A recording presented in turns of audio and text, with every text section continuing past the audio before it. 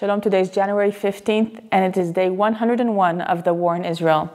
Haaretz newspaper shows the first headline to be the 3 hostages that were videoed by Hamas, and the video was released yesterday on the 100th day. So it's a psychological war to cause Israel to work exclusively to the release of these hostages.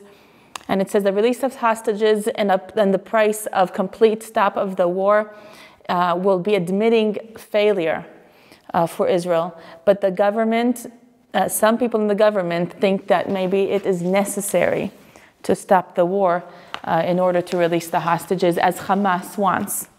Yediot Achronot main headline is about the northern border, while farmers are protecting or taking care of their chickens and their chicken coops and the farms and goats. It says, "Anachnu lo zazim hatzafon." We're not moving from the north. And a very hard incident happened yesterday as an anti-tank missile killed these 2 people. It's a mother and a son. They're farmers. They stayed in the north to protect their farm. There's the large chicken coop that they were taking care of. It says, Mira, the mother, and Barak, the son, were killed during lunchtime. Here is Mira. It says she is a woman full of savlanut, patience, and she was very sympathetic. And her son, he stayed in the village to protect it, but he was killed in his home by this missile. Here's a picture of the home. It's completely destroyed from inside. We see the destruction, and here's a picture from the outside. It's just ruined. It also reads that a few hours before this incident, there was a run-in between IDF soldiers and terrorists that infiltrated Har Dov, which is the Dov mountain in the north. There's also a military base that's very strategic. The IDF soldiers killed those three terrorists that infiltrated from Lebanon. Here on the left, we see a soldier that fell in battle in Gaza. His name is Andualem Kabeda, 21 years old, originally from Ethiopia, lives in Kiryat Gat. It says he was a devoted soldier, and it's a big loss. May his memory be blessed.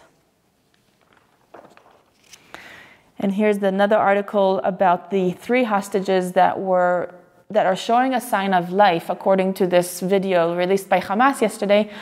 But we don't know when this video was actually filmed, but it was released yesterday. So there's Yossi Sharabi, is 52 years old. There's Itai Savirsky in the video, and Noah Argamani, 26 years old. And here's Noah's mother. She's in a wheelchair. She's in later stages of cancer, and she's hoping to see her daughter Noah before she passes, she says. Next is an article about the plan that will allow Palestinian workers to come back into Israel to work, because since the war, there were no permits to allow Palestinian workers to work in Israel from Judea and Samaria and East Jerusalem, everything that's under the Palestinian Authority.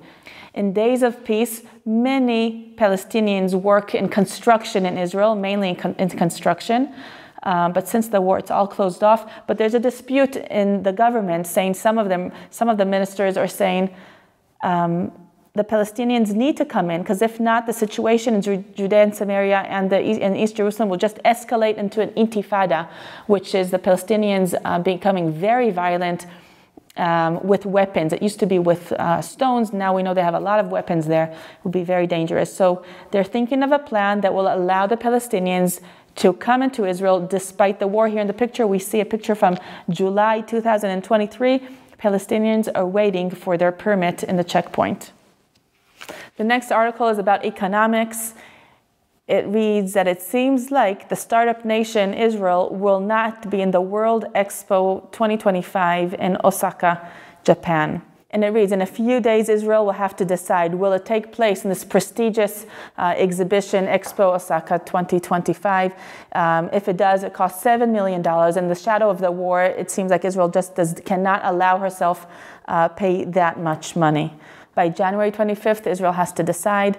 But this is a loss for Israel if it doesn't take part, because it is an opportunity for recruiting so much money, so many investors for Israel's future and technology. So it's a high cost to be in the Expo, $70 million, and it's a high cost not to be, as we're losing so many investors. We will see. Lastly, I want to show you a story from the magazine newspaper. It says, "Our story, Hasipur Shelanu." This is about the National Library in Jerusalem. It's a new National Library. It reads that it is breathtaking. It is very impressive. The outside, the inside, there are 4 million books. Robots find the book that you want in 1 minute. There's rare, very rare documents that will be exposed there in exhibitions. I want to go see it. So the next time you're in Israel, I think you should be visiting the National Library of Israel. It says it's a must stop and your next visit to Jerusalem, and this is written to Israelis. So how much more to those of you who love Israel outside of Israel. So for more stories, go to All Israel News. Like this video if you liked it. Follow us on our social media and our YouTube channel. Thank you for standing with Israel in this tough time. This is Rotem Magen for All Israel News.